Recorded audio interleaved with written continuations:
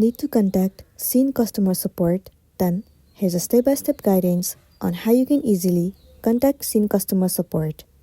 Start by heading over to any of the web browser. Let me move into Safari.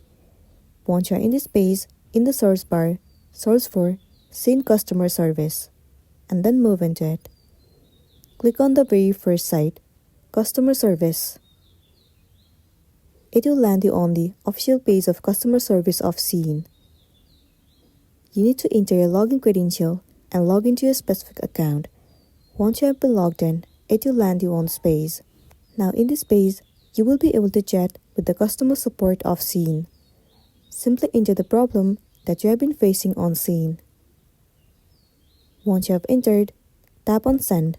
Right after you have sent the message, they will instantly reply you with the solution, and then you'll be good to go. So that's the wrap for this video. If it was helpful, give it a like and check out our next tutorial. Thank you.